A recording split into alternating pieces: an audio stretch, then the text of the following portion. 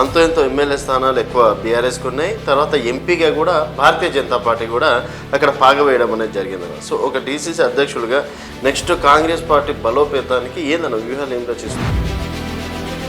10కి 10 సీట్లు మెదక్ జిల్లాలో కాంగ్రెస్ పార్టీ వశమవుతుంది. మెదక్ ఎంపీ స్థానం కూడా కాంగ్రెస్ పార్టీ గెలుస్తుంది ఖచ్చితంగా. సో అంజన్న, మీరు అప్పటి నుంచి ఒక బడుగు బలైన వర్గాలకు సంబంధించిన 2 సార్లు డీసీసీ అధ్యక్షులు ఇచ్చారు. సో ఈరోజు డీసీసీ అధ్యక్షుల పాత్ర కేవలం ఒక రోబోటిక్ పాత్ర అనుకోవచ్చా? నిజంగా అంత వాల్యూ, అంత రెస్పెక్ట్, అంత గౌరవం అనేది డీసీసీ అధ్యక్షులకు ఈరోజు ఇస్తున్నారా నిజంగా? ఈరోజు కొంతమంది వాట్సాప్ లీడర్లు, కొంతమంది తర్వాత పేమెంట్ లీడర్ల వల్ల కొంత ఇబ్బందులు అవుతాయి. అన్ని పట్టించుకోవాల్సిన అవసరం లేదు. లాస్ట్ టైం మన ఇంటర్వ్యూలో కూడా చాలా కాన్ఫిడెన్స్గా మాట్లాడారు. అన్న ఈసారి టికెట్ మనకు వస్తుందన్న.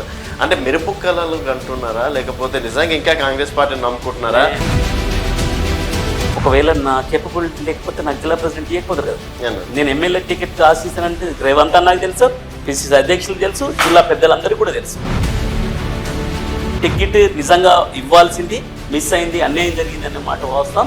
వాళ్ళందరికీ కూడా తెలుసు కనుకనే ఈసారి టికెట్ సార్ ధీమా ఉంది, ప్రజల విశ్వాసం ఉంది.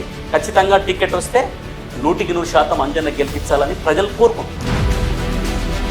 నెక్స్ట్ అసలు కాంగ్రెస్ పార్టీనే ఉంచొద్దు, కాంగ్రెస్ పార్టీ ఏం చేస్తలేదు అని చెప్పేసి ప్రజలు మాట్లాడుకుంటున్నటువంటి తీరులో అలాంటిది మళ్ళీ సునీతా లక్ష్మారెడ్డి లాంటి పెద్ద లీడర్లు ముందల అంజన్న గెలవడం ఎంతవరకు పాసిబుల్? గెలుపు ఓటర్లు సహజం అనుకుంటారు. కానీ సునీతా లక్ష్మారెడ్డి అనే వ్యక్తి కాంగ్రెస్ పార్టీకి ద్రోహం చేసిపోయింది. ప్రజల్లో ఇప్పటికి ముమ్మాటికి ఉంది.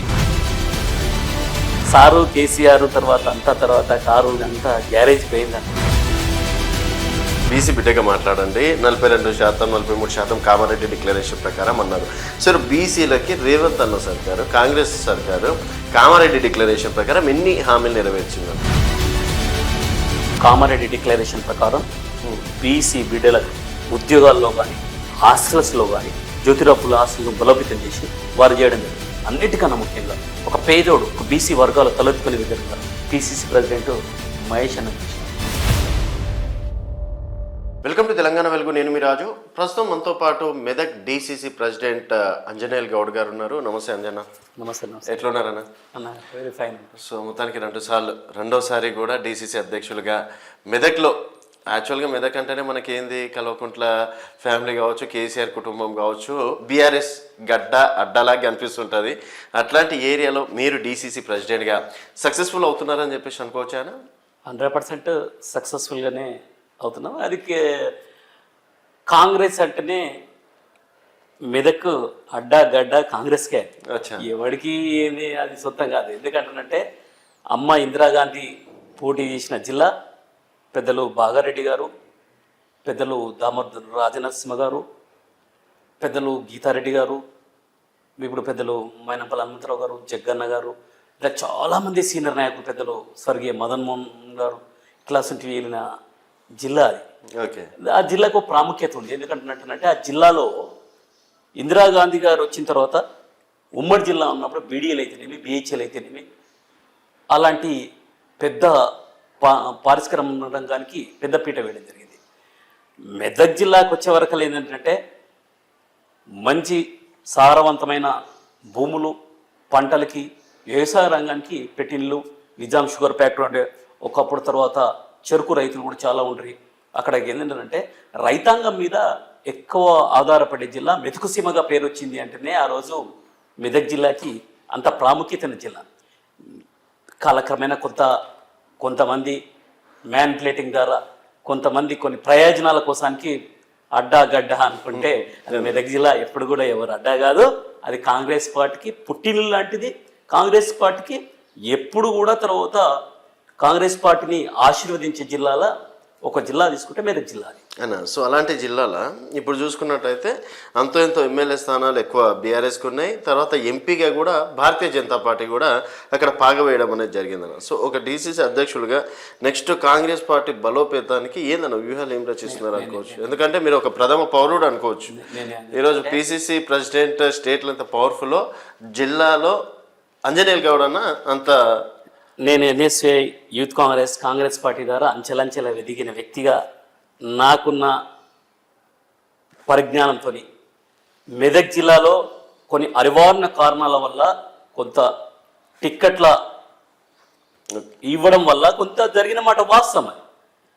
కొంతమందికి ఇవ్వడం వల్ల అది మెదక్ జిల్లాలో 10 సంవత్సరాల కాలం పాటు హరీష్ రావు అయితేనేమి కేసీఆర్ అయితేనేమి మ్యాన్పులేటింగ్ చేసి కొంత భయభ్రాంతులకు గురి చేసి కొంతమందిని కొనుగోలు చేశారు. ఆ కొనుగోలు విధానంలో కొంతమంది తర్వాత నైతిక లీడర్లు చాలా మంది వెళ్ళిపోయారు. మా తాలూకా నుంచి కూడా నైతిక లీడర్లు చాలా మంది పోయినారు. కాంగ్రెస్ పార్టీ అన్నం పెట్టిన కాంగ్రెస్ పార్టీకి సున్నం పెట్టి పోయిన చూసినారు. తమరు కూడా తెలుసు, ఇది యావత్ ప్రపంచానికి తెలుసు. కానీ కష్టపడి అన్నీ తట్టుకున్న తర్వాత దామోదరణ నాయకత్వాన, జగ్గన్న నాయకత్వాన కాలక్రమైన తర్వాత ఈరోజు కాంగ్రెస్ పార్టీ చాలా బలంగా ఉంది. ఎంపీ ఎన్నికల్లో కూడా కొద్దిగా కొంత వెలుసుబాటు అయింది. అక్కడ బీజేపీ అనగానే చాలా మంది కూడా అక్షంతల ద్వారా కానీ మాయ మాటలు చెప్పి దేవుని పేరుతో ఓట్లాడగానే కొంతమంది బీజేపీకి కూడా మొగ్గు చూపిన మాట వాస్తవం. కానీ దురదృష్టవతం ఏంటంటే బడుగు బలైన వర్గాల బిడ్డను ఓడగొట్టుకున్నామని చెప్పేసి చాలామంది కూడా ఈరోజు బాధపడుతున్నారు. అందుకోసానికి నేను అంటున్నా, అన్ని రంగాల్లో కూడా అన్ని విషయాల్లో కూడా మెదక్ జిల్లా చాలా బలంగా ఉంది. నా నాయకత్వాన్ని కూడా తర్వాత 21 మండలాల్లో కూడా అన్ని మండల ప్రెసిడెంట్లు కానీ సంస్థగత కాంగ్రెస్ పార్టీని చాలా బలంగా నిర్మాణం చేసుకోవడం జరుగుతుంది. ఖచ్చితంగా 100% నాకు విశ్వాసం ఉంది. 10కి 10 సీట్లు మెదక్ జిల్లాలో కాంగ్రెస్ పార్టీ వశమవుతుంది. మెదక్ ఎంపీ స్థానం కూడా కాంగ్రెస్ పార్టీ గెలుస్తుంది ఖచ్చితంగా. నేను ఒకటే చెప్తున్నా, ప్రధాన మంత్రి రాహుల్ గాంధీ అయ్యే వరకు ప్రతి కాంగ్రెస్ కార్యకర్తలు నిరంతరం పనిచేస్తారు. తర్వాత కాంగ్రెస్ పార్టీలో ఏంటంటే దురదృష్టం ఏంటంటే చాలా కార్యక్రమాలు చేసిన, పేద వర్గాల కోసం ఎన్ని కార్యక్రమాలు చేసిన కొంత ప్రచారంలో వెనుకబడ్డ మాట వాస్తవం. అది ఇన్ని కార్యక్రమాలు నాకు తెలిసి ఒక బడుగు బలహీన వర్గాల బిడ్డగా నిజంగా గర్వపడుతున్నాను.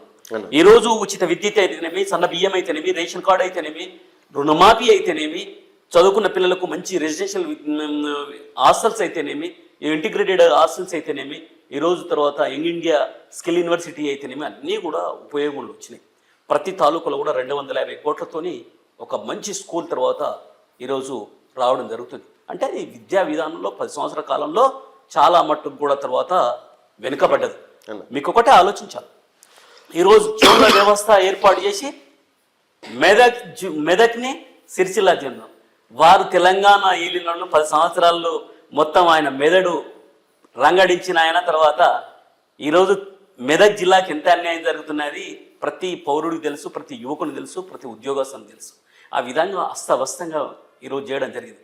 జిల్లాల పేరుతో విభజించి లీడర్షిప్ను కూడా తర్వాత ఈరోజు నాశనం చేయడం జరిగింది. నేను ఒకటే విజ్ఞప్తి చేస్తున్న ప్రజలందరూ కూడా కాంగ్రెస్ పార్టీ మీద విశ్వాసం ఉంచండి, కాంగ్రెస్ పార్టీని నమ్మండి, కాంగ్రెస్ పార్టీని ఆశీర్వదించండి. కాంగ్రెస్ పార్టీని ఆశీర్వదిస్తే నేనే ఉదాహరణ, బడుగు బలైన వర్గాల వ్యవసాయం చేసుకున్న కుటుంబంలోకి వెళ్ళి వచ్చి జిల్లా ప్రెసిడెంట్ 2 సార్లు అవకాశం ఇచ్చిరంటేనే అది కాంగ్రెస్ పార్టీ ఘనత, కాంగ్రెస్ పార్టీ చరిత్ర అలాంటిది. ఎలాంటి పైరవి లేకుండా, ఎలాంటి అది లేకుండా పనిచేసే వాడికి పట్టం కడతానికి కాంగ్రెస్ పార్టీ ఉదాహరణ. అన్న ఒక గౌడ్ బిడ్డగా చెప్పండి, నిన్న మహేష్ కుమార్ గౌడ్ గారు రేవంత్ రెడ్డి కాదు రేవంత్ గౌడ్, సో మా గౌడ్లు అందరు దలుచుకుంటే మరొక 5 సంవత్సరాలు మీకు పదవి అప్పగిస్తారు అని చెప్పేసి అన్నారు, అధికారంలోకి తీసుకొస్తారు అన్నారు.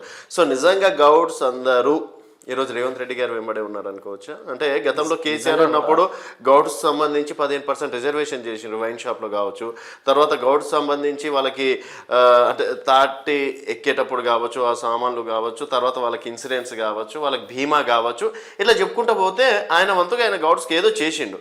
ఒక్క విగ్రహం పెట్టంగానే రేవంత్ రెడ్డి గారు గౌడ్స్కి అందరికి దేవుడు అయిపోయిందా? మీరు తప్పు అని ఆలోచిస్తారన్నా. రేవంత్ రెడ్డి గారిని గౌడ్ ఎందుకంటున్నారంటే వారు బడుగు బలహీన వర్గాల కోసానికి, బడుగు బలహీన వర్గాల బిడ్డల కోసానికి 400 చరిత్ర ఉన్న పాపన్న విగ్రహాన్ని ట్యాంక్ బండ్ మీద పెట్టాలని చెప్పేసి ఎన్నో సంవత్సరాల కోలే తర్వాత ప్రజాప్రతినిధుల తర్వాత ఈ 10 సంవత్సరాల తెలంగాణ వచ్చిన తర్వాత తెలంగాణ మలదశల తర్వాత తెలంగాణ ఉద్యమంలో గౌడ్ల పాత్ర కూడా ఉంది. అన్ని బలహీన వర్గాల పాత్ర, బహుజనుల పాత్ర ఎక్కువ ఉంది. బహుజనులు గుర్తించాలన్నప్పుడు కేసీఆర్ గారు పెడచను పెట్టింది. రేవంత్ వచ్చిన తర్వాత నిన్న కూడా గౌరవంగా తర్వాత కుల సంఘాలు, గౌడ సంఘాలు అన్నీ ఒక దిక్కు అనుకున్నప్పుడు ఆయన ఒక దూరదృష్టితో ఆలోచించి 400 సంవత్సరాల చరిత్ర గల ఏదైతే సర్దార్ పాపన్న విగ్రహం అందరికి కనిపించే విధంగా ఇది ఒక చరిత్రాత్మకంగా నిలిచిపోయే విధంగా ఈ దేశానికి హెరిటేజ్గా ఉండాలని చెప్పేసి ఆలోచన విధానంతో పెట్టింది కనుక గౌడ్ల గురించి తర్వాత లీడర్షిప్లో కూడా తర్వాత నీళ్ళు కూడా అందులో ఒక భాగమే. ఒక అవకాశం బడుగు బలైన వర్గాల బిడ్డలకు అవకాశం ఇచ్చినప్పుడు అన్ని కులాల తర్వాత వాళ్ళు ప్రాముఖ్యత ఇచ్చారు కనుక మహేష్ అన్న నిజంగా కూడా చాలా పెద్ద మనసుతోని తర్వాత ఒక సొంత ఇంటి బిడ్డల్లాగా వాళ్ళు కలిసిమెలిసి ఈరోజు ఉండాలని చెప్పి అప్పీల్ చేయడం జరిగింది. అప్పీల్ చేయడంలో తప్పు లేదు. రేవంత్ అన్న ప్రతి కులానికి సంబంధించిన వ్యక్తి. రేవంత్ గౌడ్ పెట్టుకోవచ్చు, రేవంత్ ముదిరాజు పెట్టుకోవచ్చు. ఆయనకి ఎందుకంటే పరిపక్వత ఉన్న లీడర్, ఆయన అనుభవం ఉన్న లీడర్.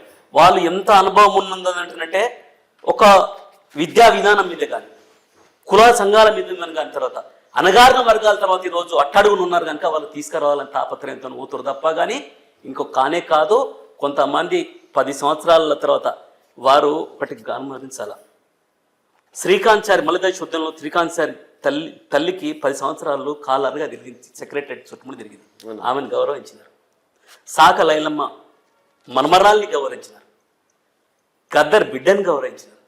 గద్దరన్నను గౌరవించినారు. ఈరోజు ఆయన బడుగు వర్గాలకు ఆశాజ్యోతి కాకపోతే ఎట్లా అవుతారు? సో బడుగు బలైన వర్గాల లీడర్లు చాలా మంది ఉన్నారు. కానీ ఆయన విజన్ అనేది ఏంటంటే ఈ దేశంలో ఉన్న అన్ని వర్గాలు ఏదైతే అనగారిన వర్గాలను పైకి తీసుకురావాలని కోరుకున్నది కనుక అందుకోసానికే వారు పెద్ద మనసుతో పిలిచినారు. వాళ్ళు కూడా దాన్ని తర్వాత వాళ్ళు చాలా హ్యాపీగా ఫీల్ అయినారు. వాళ్ళు కాటమయ కిట్లు అయితేనేమి గౌడ సంఘాలకు బీసీ కార్పొరేషన్ తర్వాత ఈరోజు బలోపేతం చేయడానికి రకరకాలుగా తర్వాత చెట్లు నాటే కార్యక్రమం అయితేనేమి ఇప్పుడు కూడా ఒక గొప్ప విషయం ఏంటంటే పండుగ సాయన్న వారిని కూడా అధికారికంగా చేయాలన్నారు. వాళ్ళు చేయొచ్చు కదా 10 సంవత్సరాల కాలంలో. వాళ్ళు శ్రీకాంత్ సార్ చల్లికి ఇవ్వచ్చు కదా ఎమ్మెల్సీ. ఇప్పుడు నిన్న విగ్రహం పెట్టారు కదా, సో విగ్రహం క్రెడిట్ కేసీఆర్కి ఇద్దామా రేవంత్ రెడ్డి గారికి ఇద్దామా? 100% ప్రజాపాలనకు కాంగ్రెస్ ప్రభుత్వానికి రేవంత్ అన్నకే చెందుతుంది. కేసీఆర్కి ఏం లేదంటారు. ఏమంటుంది అన్న, కేసీఆర్కి ఏముంటుంది? ఆయన అన్నాడు తర్వాత ఒకటి గుర్తుపెట్టుకోవాలా, చెప్పులు కుడుతున్న చెప్పులే కొట్టుకోవాలా. కుల సంఘాల విధంగా బర్రెలు కాస్తాడు బర్రెలు కాసుకోవాలి, గొర్రెలు కాస్తాడు గొర్రెలు కాసుకోవాలి. అది కాదు కదన్న విధానం. దళిత బంధు అన్నారు, ఎంతమందికి ఇచ్చినారన్న? ఎన్ని ఆశలు మూతపడ్డాయి అన్న? ఎంతమంది యువకుల తర్వాత కాలేజీలు పెట్టుకున్న మూతపడ్డారన్న? దాంట్లో మేము కూడా ఒకళ్ళమే. ఓకే, ఆ రోజు రాజశేఖర గారి పుణ్యమా అని చెప్పేసి ఎంతో మంది యువకులు, నిరుద్యోగ యువకులు కాలేజీలు పెట్టుకొని కాలేజీలు నడిపించుకుంటే కేసీఆర్ 10 సంవత్సరాల కాలంలో విద్యా వ్యవస్థ మొత్తం నాశనం అయిపోయింది. ఇలా ఫీజు రీయింబర్స్మెంట్ 10,000 కోట్లు 2,500 కోట్లు ఉంది అంటున్నారన్న. 2,500 కోట్లలో 2,400 కోట్లు వాళ్ళే ఉన్నాయన్న. ఓకే, అది ఏ గవర్నమెంట్ వచ్చినా తీర్పుకుంటూ పోవాలన్న. సో కాంగ్రెస్ పార్టీ చేసినటువంటి తప్పులను కూడా ఒకటి విజన్ ఏముందంటే 3 సంవత్సరాలు అయిపోయింది మీరు దగ్గర. అందుకోసం చెప్తున్నా, ఈ 3 సంవత్సరాల కాలంలో ఎవరన్నా అడగండి, ఎక్కడన్నా ఈ 3 సంవత్సరాల్లో ఫీజు రీయింబర్స్మెంట్ బాకీ ఉన్నారా? విద్యా వ్యవస్థ మీద తీసుకున్న నిర్ణయాలు మీరు ఆలోచిస్తే నిన్ననే చెప్పడం జరిగింది గౌరవ ముఖ్యమంత్రి గారు, 75,000 కోట్లు 90,000 కోట్లు లగ్భగ్ 90,000 కోట్లు మనం సాలిన తర్వాత మిత్తి తర్వాత అప్పులు కట్టుకుంటూ పోతే మిగతా వచ్చే ఆదాయాన్ని మనం ఈ రెండు వస్తున్నాం అంటే చాలా గొప్ప విషయం అన్న. ఈరోజు ఒక చిన్న ఫ్యామిలీ నడవడానికి కూడా ఎన్నో ఒడిదుడుకులు ఉంటాయి. దాంట్లో అన్ని అధిగమించి తర్వాత అది చేయడం జరుగుతుంది. ఈ రాష్ట్ర ప్రభుత్వంలో 8 లక్షల కోట్ల పైచలకు అప్పు చేసిన తర్వాత ఇవన్నీ సంక్షేమ పథకాలు పేద ప్రజలకు ఇచ్చిన హామీలతో పాటు సంక్షేమ పథకాలు నెరవేరుస్తూ ఈరోజు ముందుకు పోతుందంటే ఇది కాంగ్రెస్ పార్టీ, రేవంత్ అన్న క్రెడిట్ ఖచ్చితంగా ఉంటుంది. రాహుల్ గాంధీ గారి ఆదేశానుసారం ఈరోజు రాష్ట్ర ప్రభుత్వం తూచా తప్పకుండా అన్ని విషయాల్లో కూడా ఈరోజు ముందుకు పోతుందని ధీమా వ్యక్తం. సో అంజన్న, మీరు అప్పటి నుంచి ఒక బడుగు బలైన వర్గాలకు సంబంధించి నాకు 2 సార్లు డీసీసీ అధ్యక్షుని ఇచ్చాను. సో ఈరోజు డీసీసీ అధ్యక్షుల పాత్ర కేవలం ఒక రోబోటిక్ పాత్ర అనుకోవచ్చా? నిజంగా అంత వాల్యూ, అంత రెస్పెక్ట్, అంత గౌరవం అనేది డీసీసీ అధ్యక్షులకు ఈరోజు ఇస్తున్నారా నిజంగా? ఎమ్మెల్యేలు కావచ్చు, మాజీ ఎమ్మెల్యేలు, మంత్రులు కావచ్చు. ఎందుకంటే మీ దాంట్లో కీలక లీడర్లు ఉన్నారు. చాలా కీలక లీడర్లు ఉంటారు. కొంతమంది లీడర్లు చాలా రకాలుగా ఉంటారు అన్న. పైకి వెళ్ళి వచ్చి కొంతమంది పైరవికారులకి వెళ్ళి వచ్చి టికెట్లు తీసుకొని లీడర్లు ఉంటారు. కొంతమంది అట్లా వచ్చిన వాళ్ళు ఉంటారు. చాలా రకాలు ఏ పార్టీలో అయినా ఉంటారు. కానీ కాంగ్రెస్ పార్టీలో జిల్లా అధ్యక్షునికి ఉన్న గౌరవం ఏ పార్టీలో కూడా ఉండదు. కాంగ్రెస్ పార్టీలో ఖచ్చితంగా ముమ్మాటికి అన్ని వర్గాలను కలుపుకొని పోయి అన్ని కులాలకు సమీకరణలు తీసుకొని ఈరోజు జిల్లా ప్రెసిడెంట్గా చేశారు. మా జిల్లాలో కూడా పెద్దలు అన్ని నిర్ణయాలు తీసుకొని నాకు ఇచ్చినారు. నిజంగా కూడా చాలా సంతృప్తిగా ఉన్న. కాంగ్రెస్ పార్టీలో ఒక చరిత్ర ఉంది. ఖచ్చితంగా జిల్లా ప్రెసిడెంట్ చేసిన వాళ్ళకు ఎట్టి పరిస్థితుల్లో కూడా లీడర్షిప్ను డెవలప్ చేయాలని చరిత్ర ఉంది. దాంట్లో భాగంగా చాలామంది కూడా టికెట్లు ఇచ్చినారు. నేను ఫస్ట్ నుంచి కూడా ఒకటే చెప్తున్నా, పోయినసారి ఏదో అయిపోయింది పార్టీ నిర్ణయం ప్రకారం. ఈరోజు 100% నాకు టికెట్ ఇస్తారనే విశ్వాసం ఉంది. నేను పార్టీకి కూడా అంతే లాయల్గా ఉన్నా, రేపు ప్రజలకు కూడా అంతే లాయల్గా ఉన్నా. నేను తర్వాత తెలంగాణ ఉద్యమంలో నా పాత్ర ఉంది, రైతు ఉద్యమంలో నా పాత్ర ఉంది, విద్యార్థి ఉద్యమంలో పాత్ర ఉంది. సామాజికంగా తర్వాత ప్రజలకు ఇబ్బంది అయినప్పుడు మా ప్రాంతంలో మెదక్ జిల్లాలో ఆంజనేయులు కూడా పాత్ర ఖచ్చితంగా కనిపిస్తుంది. ఈరోజు కొంతమంది వాట్సాప్ లీడర్లు, కొంతమంది తర్వాత పేమెంట్ లీడర్ల వల్ల కొంత ఇబ్బందులు అవుతాయి. దాన్ని అన్ని పట్టించుకోవాల్సిన అవసరం లేదు.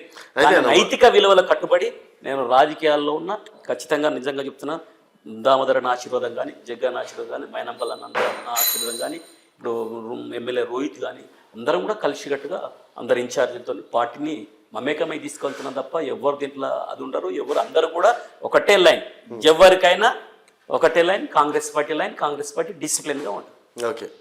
సో ఇంకోటన్నా, లాస్ట్ టైం మన ఇంటర్వ్యూలో కూడా చాలా కాన్ఫిడెన్స్గా మాట్లాడారు. అన్న ఈసారి టికెట్ మనకు వస్తుందన్న, ఎందుకంటే నేను ఎన్ఎస్వీ నుంచి చేసిన, యూత్ కాంగ్రెస్గా చేసిన, నేను ఇన్ని రోజులు తిరుక్కుంటా చేసిన, ఈరోజు అధికారంలో లేకపోయినా కూడా రూపాయి కూడబెట్టుకొని మరి కూడా నేను ఏమంటారు కార్యకర్తల్ని కాపాడుకుంటున్నా.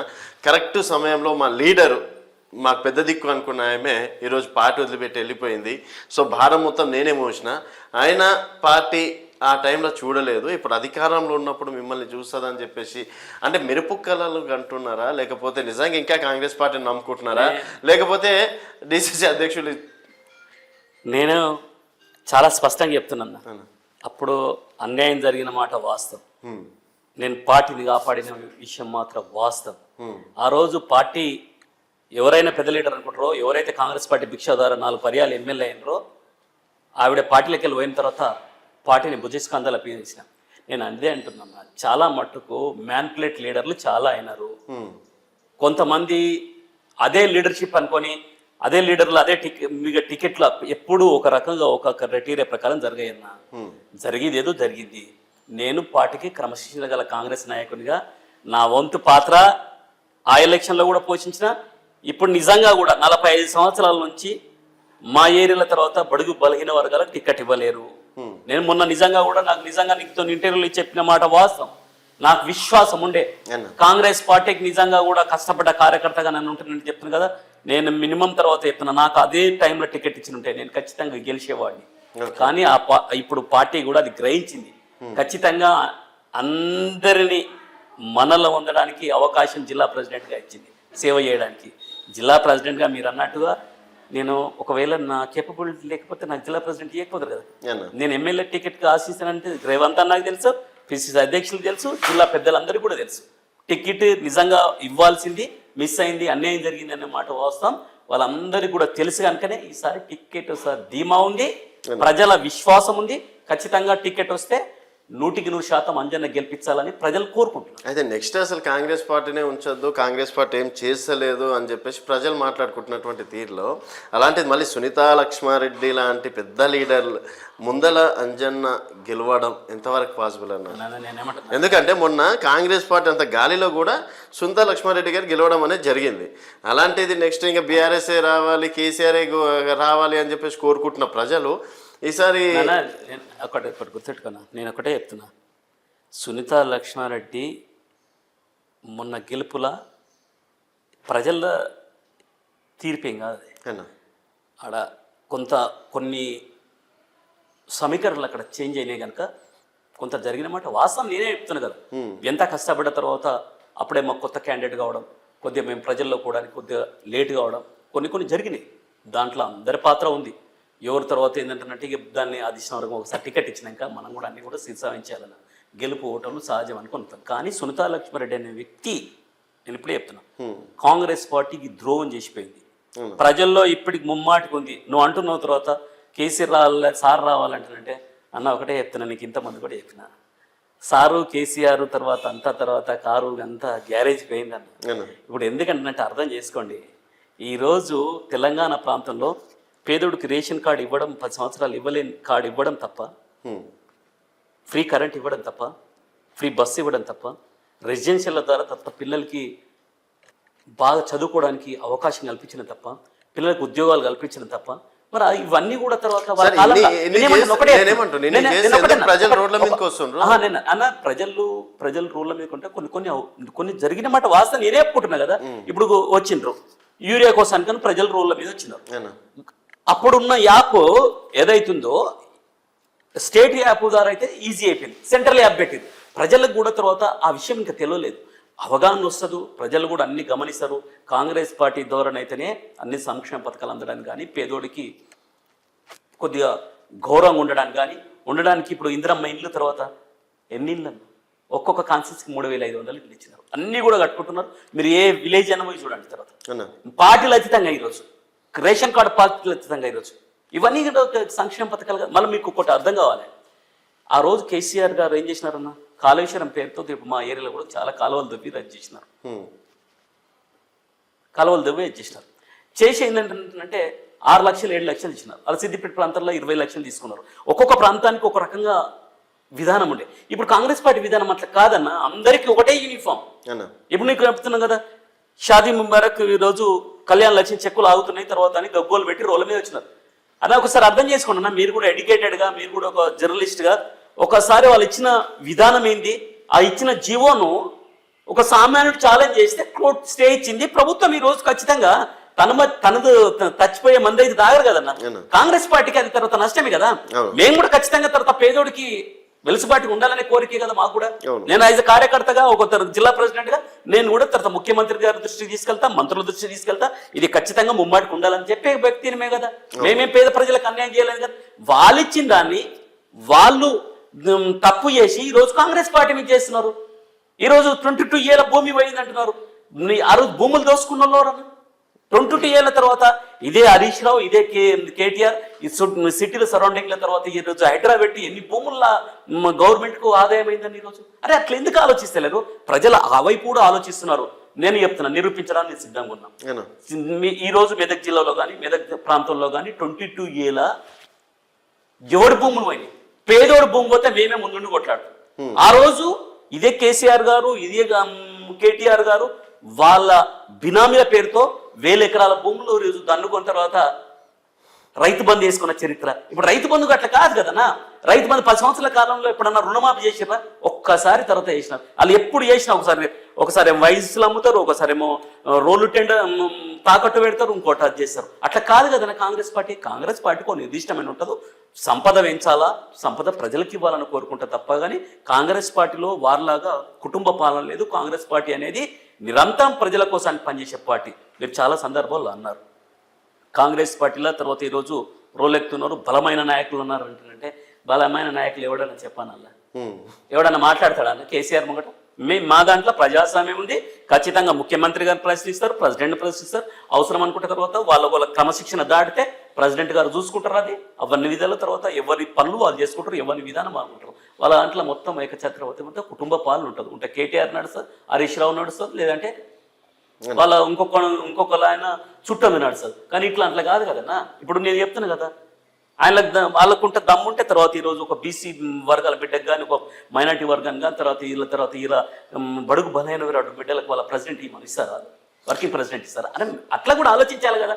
అంతా ఏమవుతుందన్న, గ్లోబల్ ప్రచారం కాదు, ఈ మల్టీమీడియాను ఉపయోగం చేసుకొని యూట్యూబ్ ఛానల్స్ ద్వారా కొంతమంది వాళ్ళు ఎంగేజ్ చేసుకొని పని కట్టుకొని 22A కూడా అదేవిధంగా బదనాం చేశారు, కళ్యాణ లక్ష్మి బదనాం చేసినారు. కరెంటు తర్వాత ఈరోజు ప్రతి ఊరిని కూడా ఈరోజు సాలిన మాలాంటి ఇళ్ళలో కూడా 2500 వచ్చింది. ఈరోజు నాకు కూడా ఫ్రీ వస్తుంది, 200 యూనిట్లు లోపు కాల్చుకుంటున్నాం, ఫ్రీ వస్తుంది. అందరూ కూడా తర్వాత ఈరోజు బడ్జెట్ అనుకూలంగా చేసుకుంటున్నాం. ఫ్రీ రావాలని దాంట్లో ఎందుకు 200 యూనిట్లు దాటితే కరెంట్ డబ్బులు పడతాయి. ఆ విధంగా ఉన్న తర్వాత ఒక పేదింటి బిడ్డ తర్వాత ఈరోజు కూలి చేసుకున్న బిడ్డలు కూడా ఈరోజు మెదక్కిలో హైదరాబాద్లో పని చేసుకొని పోతున్నారు. ఇవన్నీ కూడా తర్వాత ఉద్యోగస్తులు కూడా చాలా మంది కూడా వెలిసిపోటు అవుతున్నారు.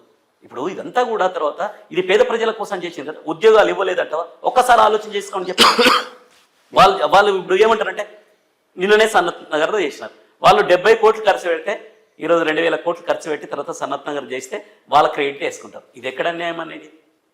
ఇది ఎవరు చెప్పింది? ఇది సరే అన్న. కనీసం ఓకే, మనం ఒక బీసీ బిడ్డగా మాట్లాడండి. 42%, 43% కామారెడ్డి డిక్లరేషన్ ప్రకారం అన్నారు.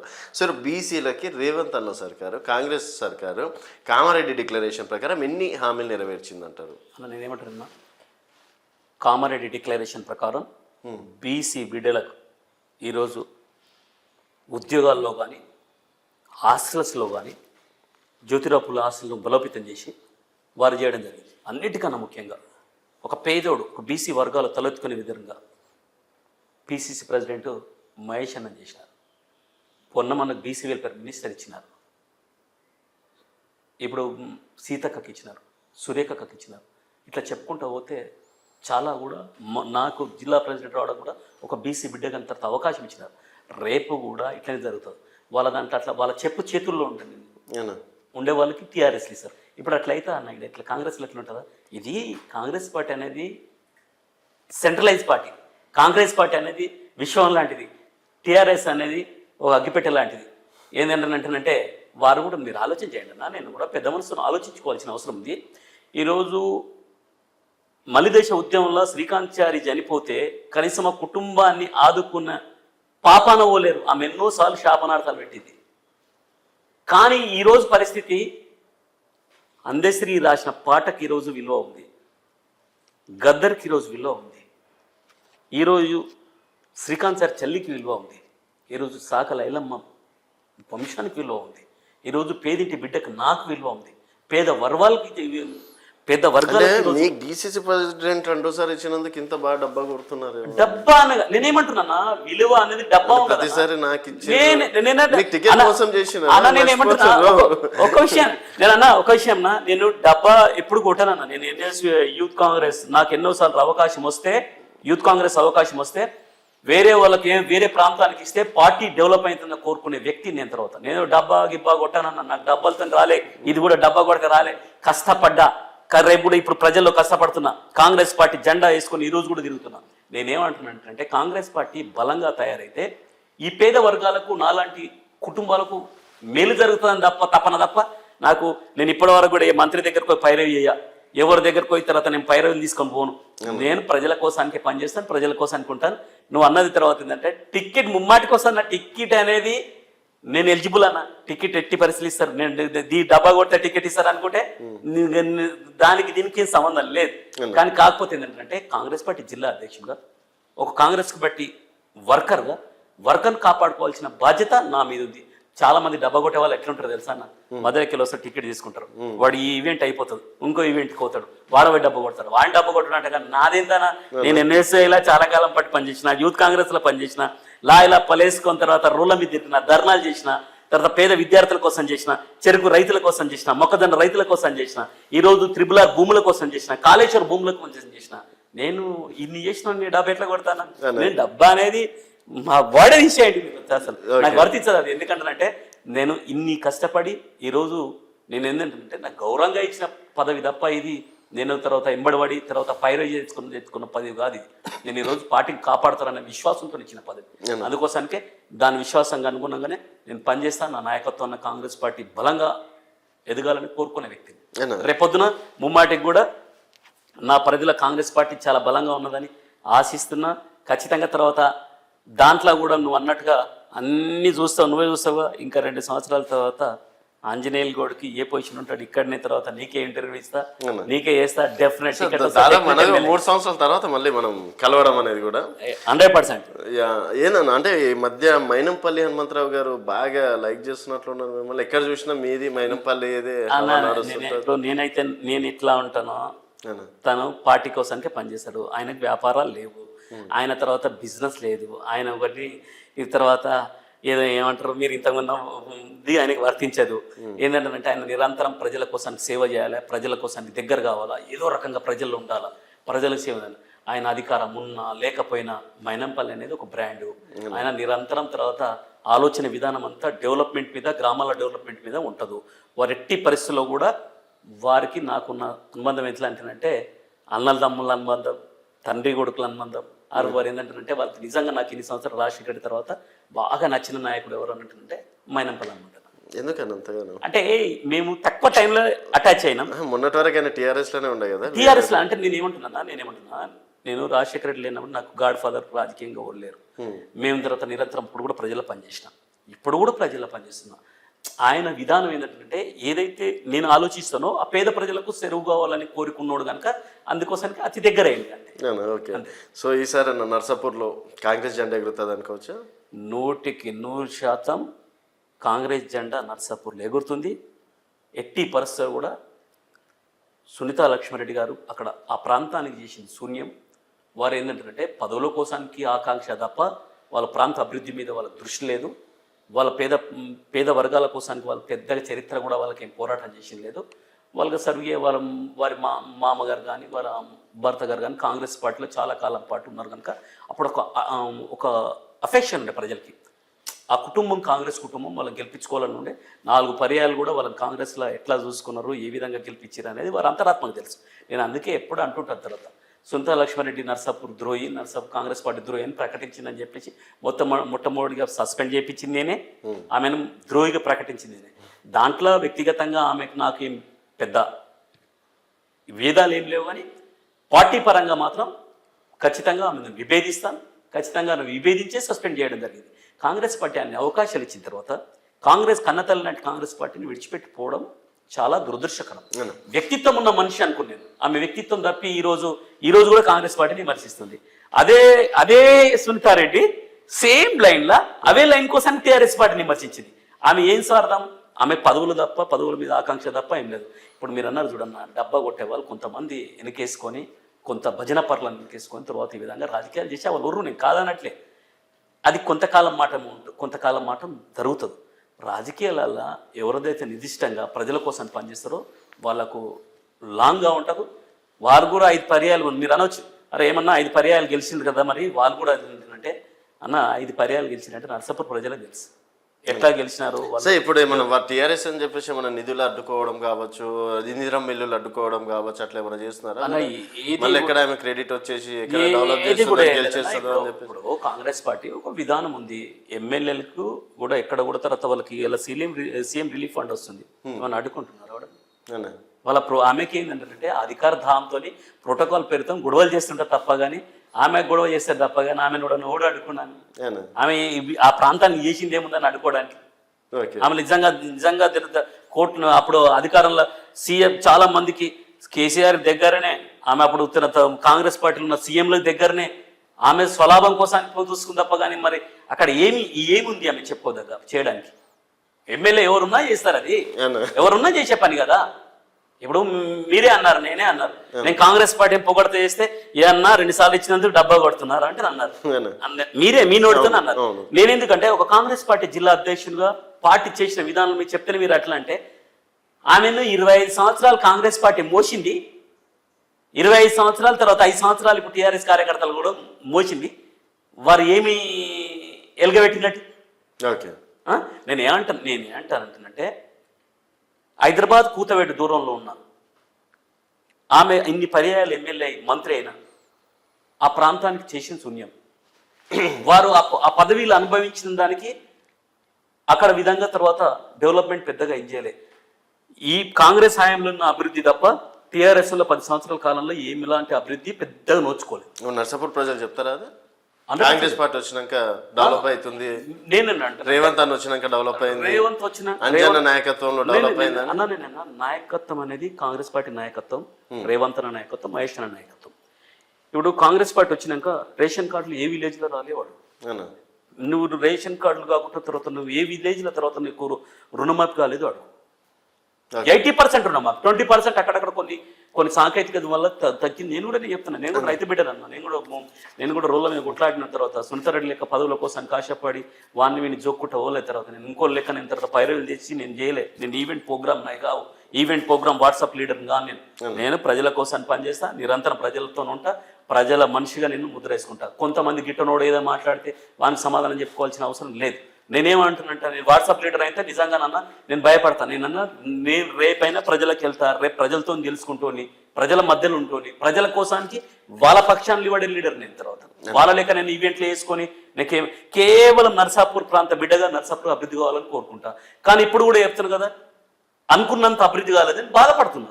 ఇప్పుడు రెసిడెన్షియల్ అయితేనేమి, తర్వాత ఇక ఆఫీసులు అయితేనేమి, అక్కడ పీజీ కాలేజ్ అయితేనేమి, అక్కడ తర్వాత డిగ్రీ కాలేజ్ అయితేనేమి అన్ని తీసుకుపోయి తర్వాత మరుమూల ప్రాంతాలు ఉన్నాయని బాధపడతా. ఎందుకంటే యాజ్ ఎడ్యుకేటెడ్గా నేను కూడా తర్వాత ఎన్ఎస్యూఐ యూత్ కాంగ్రెస్లోకి వచ్చిన బిడ్డగా, నేను కూడా తర్వాత సమస్యల మీద పోరాటం చేసిన బిడ్డగా నేను కూడా బాధపడతా. ఎందుకంటే పేదోడికి విద్య అందాలని నా కోరిక, పేదోడు కడుపుండి తినాలని నా కోరిక. ఇప్పుడు ఏ విలేజ్లో తర్వాత ఇల్లు రాలేవు అడగండి, ఏ విలేజ్లో రేషన్ కార్డులు రావు అడగండి, ఏ విలేజ్లో ఉచిత కరెంట్ వస్తలేదు అడగండి, అది కూడా అడగండి. నేనన్నా 100% నేను కాంగ్రెస్ పార్టీ చేసిందని చెప్పుకోవట్లే. నేనేమంటానంటే ఇంతకుముందు టీఆర్ఎస్ 10 సంవత్సరాల టీఆర్ఎస్ కన్నా కాంగ్రెస్ మెరుగైన ఫలితాలు ఇస్తుంది, మెరుగైన ప్రజలకు నిలబడదని మాత్రం చెప్పగలుగుతాం. సో నర్సాపూర్ ప్రజల దగ్గరకు వచ్చి కాంగ్రెస్ పార్టీ అభివృద్ధి గురించి అక్కడ మళ్ళీ మరోసారి మాట్లాడే ప్రయత్నం చేద్దామన్నా. అండ్ మొత్తానికి ఈసారైనా సరే మీకు న్యాయం జరగాలని చెప్పేసి మనస్ఫూర్తిగా కోరుకుంటున్నాం. Thank you Anjanna, thank you so much. So ఇది అంజనేయులు గౌడ్ గారితో స్పెషల్ చిట్ చాట్. మరో గెస్ట్తో మళ్ళీ కలుద్దాం. చూస్తూనే ఉండండి తెలంగాణ వెలుగు.